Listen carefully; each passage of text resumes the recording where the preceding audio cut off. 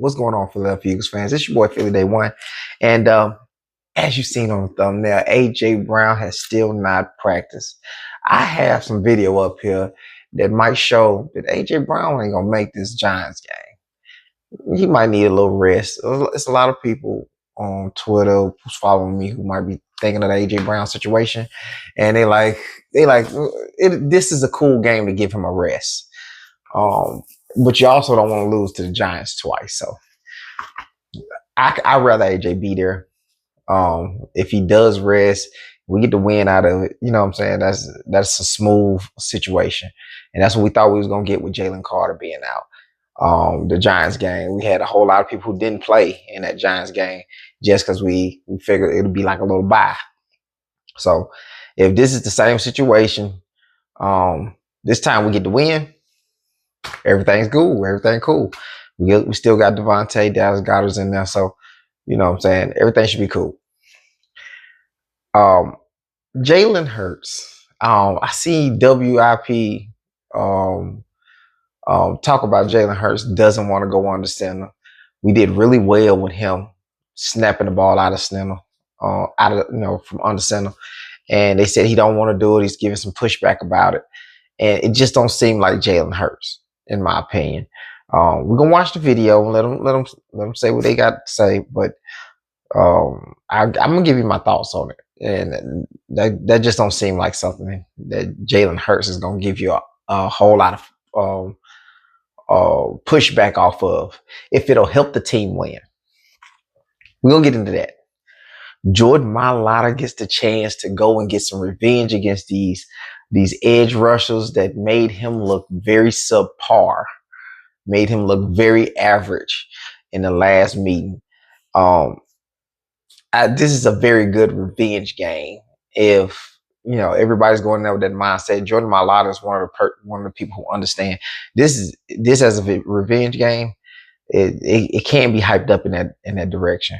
So we got a video of him talking about that, and we're gonna play that. Brandon Graham might play in this game. He looks good, and he'll bring so much juice in there. He's gonna bring that in there with the Kobe Dean being back.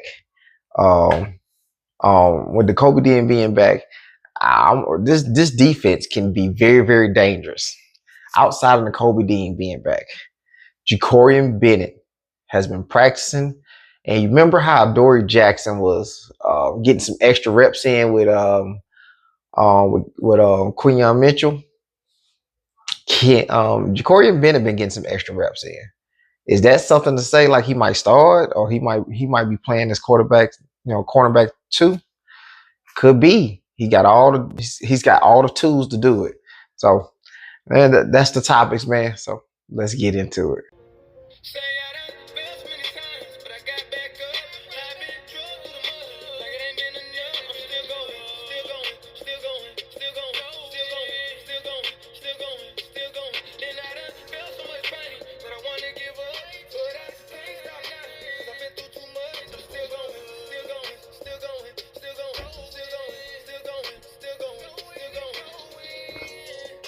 AJ Brown, man, he's got a hamstring injury, and here's a doctor kind of talking about that hamstring injury and what are the lengths on it. Like if it's one of those things where he absolutely got to miss a week, I'm okay with that.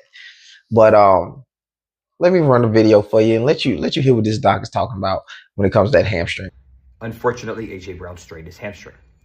And as a result, not only did he miss yesterday, Wednesday, but he also missed today, Thursday's practice. So if this is a true acute hamstring strain from week 7, the odds of him playing in week 8 are very low. Now, they're not impossible, as we just saw Emeka Egbuka do it. But the majority of players who suffer an acute hamstring strain miss at least 1 game, sometimes up to 3. And some of the older guys or the grade 2s miss a month. That's what we just saw with George Kittle and Aaron Jones, who's coming back tonight. With that being said, we don't have specifics. All we know is that he did not practice yesterday, which may have been a veteran day, and he did not practice today, Thursday. Now, if he doesn't practice today, Friday, tomorrow, then I'm assuming he's not playing. Yeah. That show looked like he not playing. From listening to that, it show looks like he ain't playing. He will not be a part of this Giants game. So Jalen Hurts gonna have to make some shape. I said in my very last video, he is gonna have to put on that cape. We're gonna need him more and more for this cape thing. You know what I'm saying? And that requires him to be under center. We played very well. We had some good openings, some really good looks out of center. Why not go back to the well? Let me play this video. They've been trying to get Jalen to do it as if they wanted to and he didn't want to. I mean, that was what I kind of heard there, that he wasn't comfortable doing it. And Hugh, a couple thoughts I have on that. One, he better get comfortable doing it if it's good and it works, because that's what the offense needs and it's what will make this team better. And the second thing I took from that is I expect them to keep doing it. I don't really, frankly, care if it's what Jalen Hurts loves to do. If it is effective, that's what he should want to do, and that's the plays they should call. Hugh, what did you make of Baldy, and do you expect the Eagles to be under center more this week, to continue doing what they started against the Vikings? I do, and I think it'd be foolish not to.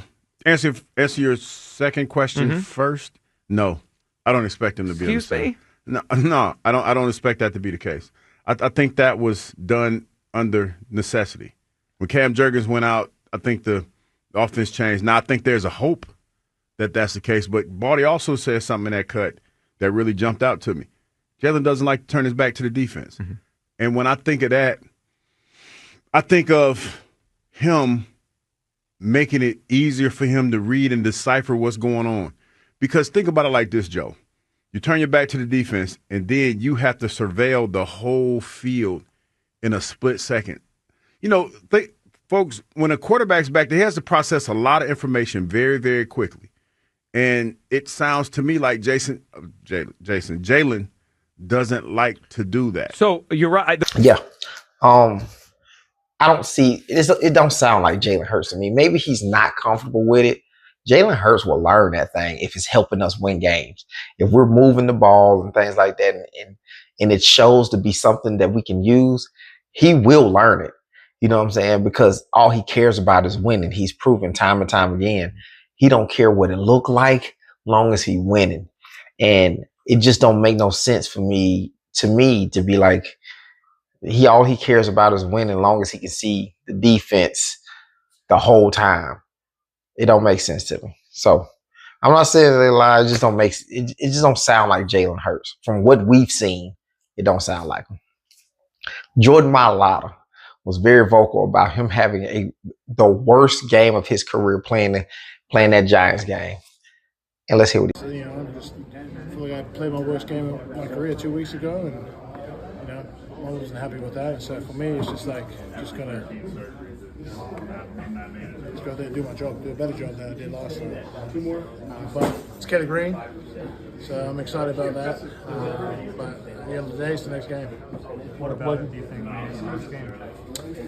I don't know, just kind of was passive, very passive. So, What did you learn from facing that front the first time? can't be passive. Hey, I'm not gonna disagree with him. That was a terrible game by him. It was a terrible game by other people as well. But we talking about Jordan Mailata. That game was bad for him. Whiffing blocks, and that's when the fans see him whiffing blocks. A lot of times he whiff blocks. He's been whiffing blocks this season, man. We hadn't seen it like that. We seen one or two, but he was getting, like, he got dropped off a move. He fell on the ground on a sack. So yeah, it was bad. It was bad.